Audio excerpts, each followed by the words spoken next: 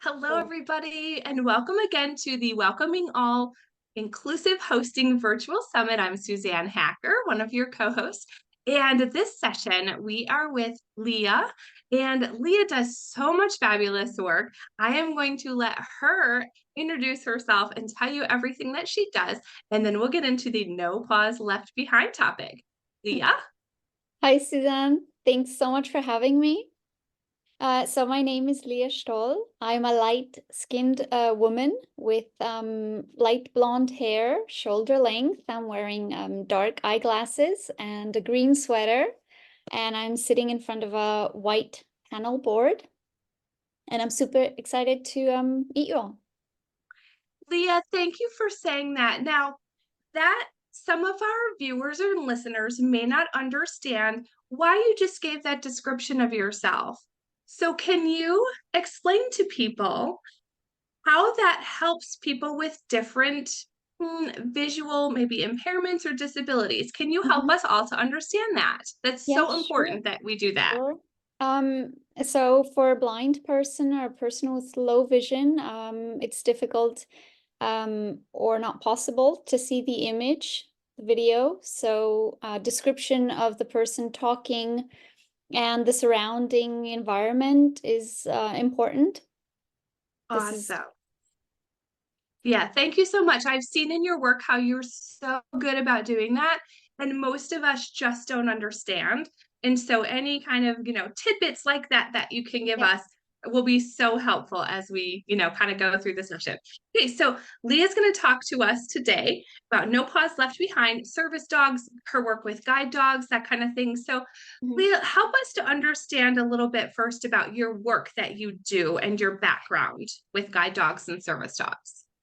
Yeah, so I started off as a guide dog mobility instructor and was working in the field for a couple of years.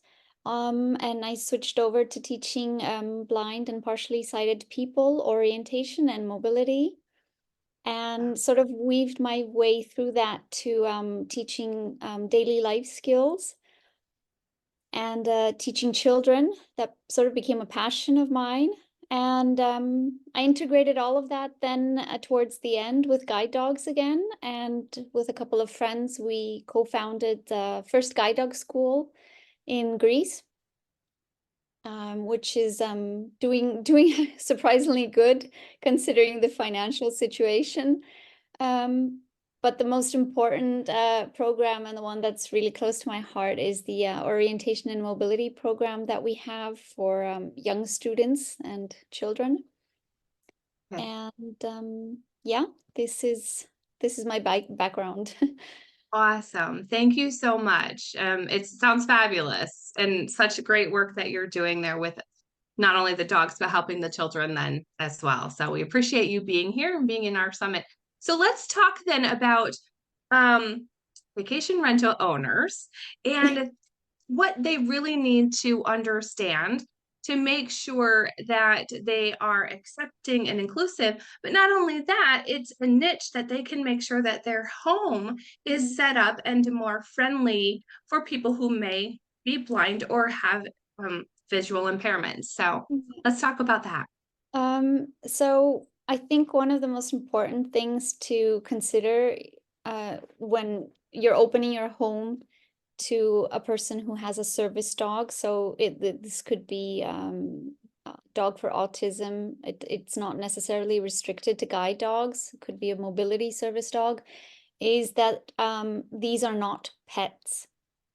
So these are working animals, and obviously they are very important to the person. Yeah. The work that they do is goes beyond the actual practicalities, the companionship that they offer. So for a blind person, when they enter your property and you might not be welcoming of the guide dog, you're basically saying, leave your eyes outside and you Mm, can come in. So this is one important aspect that a lot of people overlook or maybe don't know, that it is not a pet. It is a working dog. and it is trained to according to the needs, the disability needs of the person. I love how you said that though, as far as it's, like for a blind person, it's like leaving their eyes outside or leaving their eyes at home Mhm. if they can't bring their service dog or guide dog with them. And that's the case with so many other types of like disabilities or reasons that people may have a service dog. Some service dogs are trained to be their hands and, to fetch a lot of items that they need, and Mhm. or they're trained to alert if they're going to faint or going to have a seizure or something like that. And those are life-saving Mhm. skills that those dogs have. So, one of the common, I think, misconceptions that I'm hoping you can speak to is people seem to think that if it's a service dog, that it's always working 100% of the time and that that dog will never play. Yeah. Can you to speak to that just a little bit? Yeah, I get that all the time. I get that from friends and family. And I mean, it's obviously not true, but what they do see is that the dogs do work a lot. Yeah. And so they do miss out on the opportunities. People miss out seeing the opportunities when the dog is not working. And there's actually a lot of them. So these dogs do get regular free runs 2 or 3 times a day, which I have to say is a lot more than some of the pet owners that have their pet dogs. And they do have play sessions. And these are all super important because it allows the dog to be able to recharge and be able to work. So if a dog was working on a continually for many hours during the day, he would not be able to perform in a Right. safe and reliable way. Right.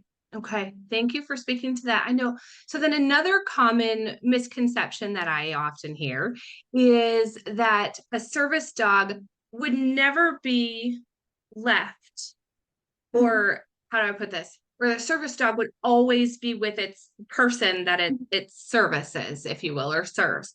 So Yeah. can you speak to that question or point that, I think is a common misconception? Uh-huh. Because a lot of vacation rental owners are, well, that, that service dog should always be with their person. They would never be left at the house. Can you talk about that a little bit? Yeah, yeah.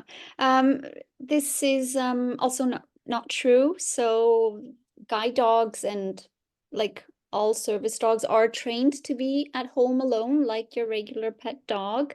And there are many instances where, for example, a blind person will choose not to take his guide dog with him. It could be a movie theater, it could be a party, it could Sure. be a concert.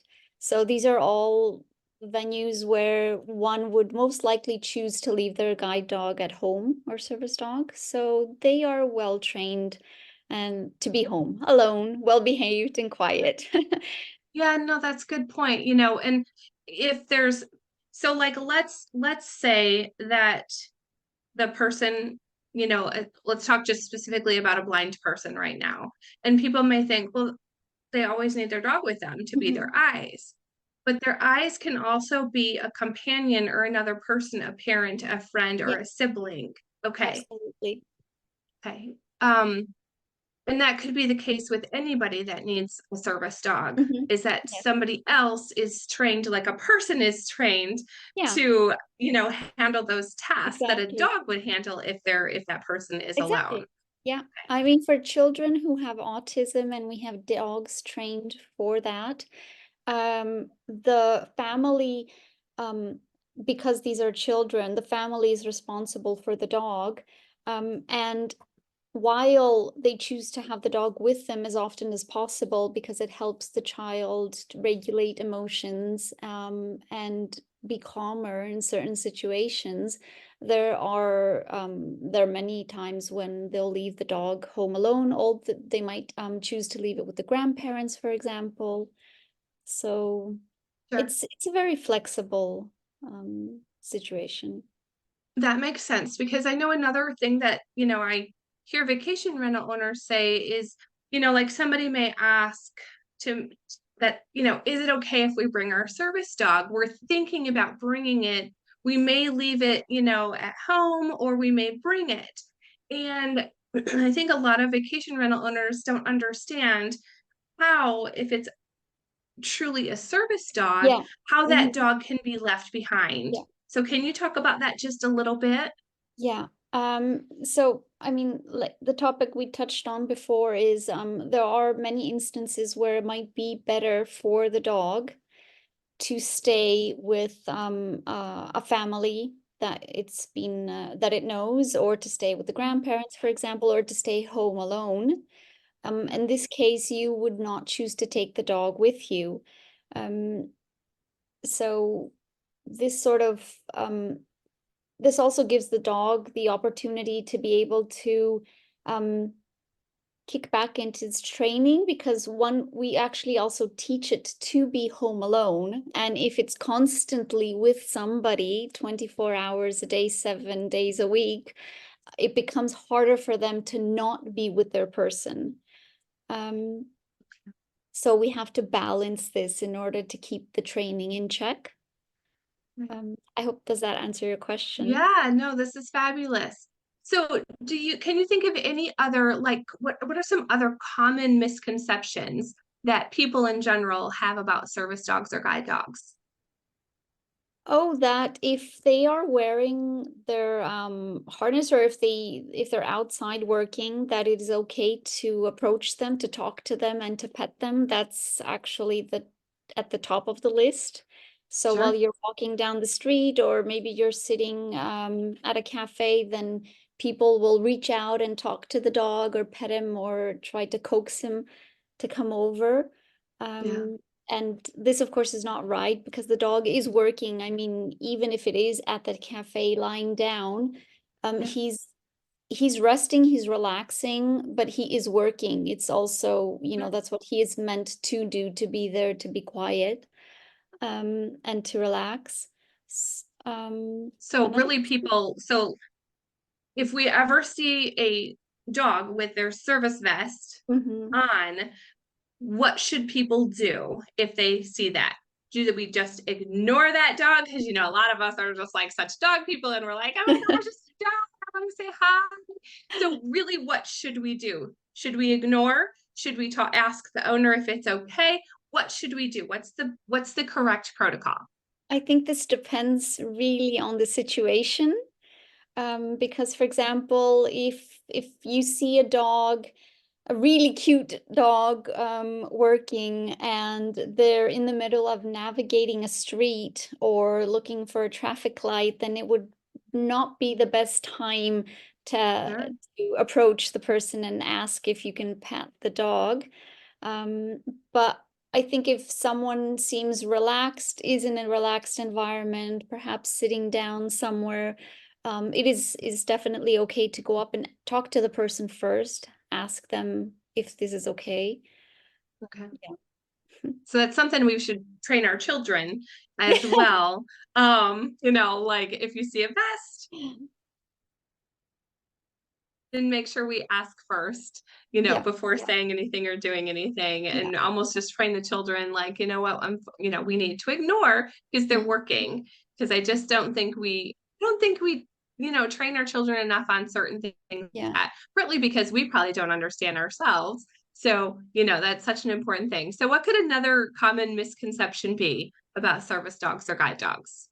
Another misconception is that they can't be alone, which is what we talked about earlier. People think that, they're always with their person, Yeah. which, like we said, that is not true. And definitely, another one is what you also mentioned at the beginning, that they don't get enough free time, or they don't get any play time. Yeah. Um, we hear often that the dogs are not taught to go to other people, to stay with other families. So this is something that we do. They're trained from puppies. We've got special families that they can go to for the weekends, so that they learn to be flexible. Okay. Um, and I think with what we struggle the most at the moment is entering bakeries, restaurants, taxis, Ubers. These are still areas where people think a service dog, a dog, as they see it, is not allowed. Hmm. Yeah, Sure. Yeah, which I is mean, because people think if it's a food, you know, somewhere where food is being served, that the animal shouldn't be there. yeah, I think that's really exactly. where people are like, ah. Yeah, yeah, yeah, Yeah. exactly, exactly. Okay. Um, Okay. Awesome. I think another one, which is, I wouldn't say it's at the top of the list, but people do tend to think that service dogs are usually only Labradors and Golden Retrievers. Mm, And this depends on the country, but I know, for example, for the States, German Shepherds are used quite often. Um, and a couple of, so mixed breeds might also be on the list. I know for Europe, we have a lot of dogs. So we've got white German Shepherds, your regular Alsatian Shepherd. We've got Airedale Terriers. We've got giant poodles. The guide dog school in Switzerland, where I'm at, has giant schnauzers and a French breed called the Bergamasker. So there's actually quite a few breeds of dogs sure. that are used as service dogs. Okay. That's also very good information. Okay. Oh, and the last Um, thing I just remembered yeah, is the difference, because I just did it now and I realized myself, between assistant dog and service dogs. thank you. Yes, let's chat about that real quick. Yeah. Yes. So Explain that for us. there's no real difference. The difference is depends on where you are in the world. So in the States, they tend to use service dogs as Yeah. a phrase a lot more, whereas in Europe, we tend to use assistant dogs. Yeah. Okay. Yeah, can we also talk real quick about emotional support animals? Hmm. Because in a couple of states here in the US, we also need to now allow emotional support animals with, Yeah. you know, we can't discriminate against people who need an ESA or an Yeah. emotional support animal. I believe it's California and New York. Hopefully, I'm correct on that. But can we talk a little bit about the ESAs as well? Yeah. So our guide dog school also trains them, but they are not recognized yet as Yeah. a assistance dog. So Okay. they're not covered by law per se. Yeah. Um, they do have the legal right to um, visit an organ or visit a school or visit a hospital. Hmm. Um, but they don't, you will not be able to take it into the pharmacy or into a bakery, won't be able to fly with it. So to have it with you in the airplane, um, it's it's restricted. But the training is also not as rigorous, so it doesn't take that long compared to other assistant dogs. They're trained basically from puppyhood, so from 8 weeks on until they're about 2.5 years old. This is an entire training process. Whereas with the emotional support dog, it could also be your own dog. And Yeah. basically, as long as it fulfills the requirements, being compatible, being friendly, being open, being relaxed, um, you're able to do the training. And in our case, our school has a 6 or 7 week training program. So within 6 to 7 weeks, you get a certificate saying that you know, you now have an emotional support dog. It could either be for your personal Yeah. services, or you want it for visiting schools, hospitals, etc., the elderly. Um, but you don't have the same access laws backing you up. Sure. Okay. So guide dogs, how long is their training? Like 2 years? Yeah, from start to finish. Yeah. Dang. Okay. Yeah, so you've got puppies. We take them at about 8 weeks old, and we Yeah. place them with puppy raising families or puppy walkers. Yeah. Each country, sort of, each school has their own name.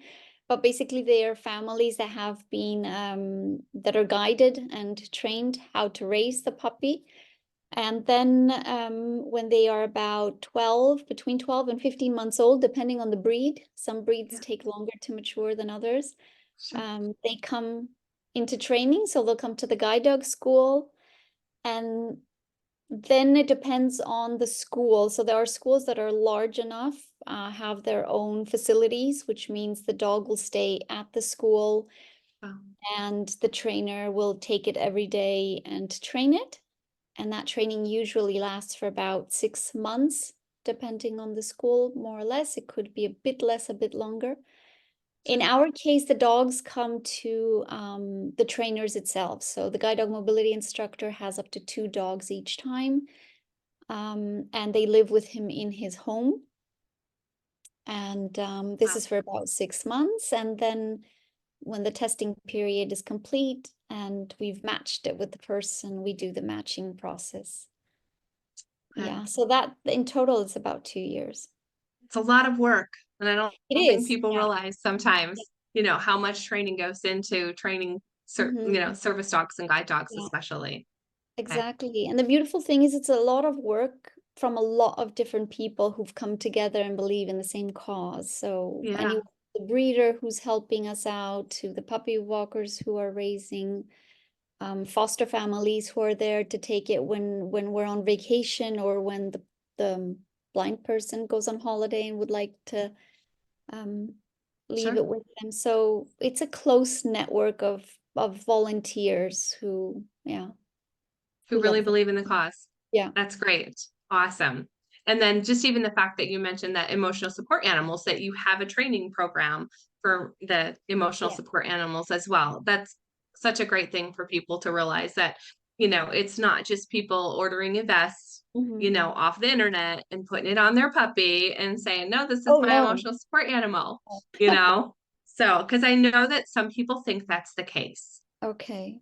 So, Yeah. and unfortunately, there's Yeah. just so many, common misconceptions, which is one of the reasons why we're here, and we don't want those, no paws left behind. Okay, Yeah. so any last things that we haven't talked about yet that people really need to know about service dogs and guide dogs, I especially would when it comes to people vacationing or staying in a vacation rental?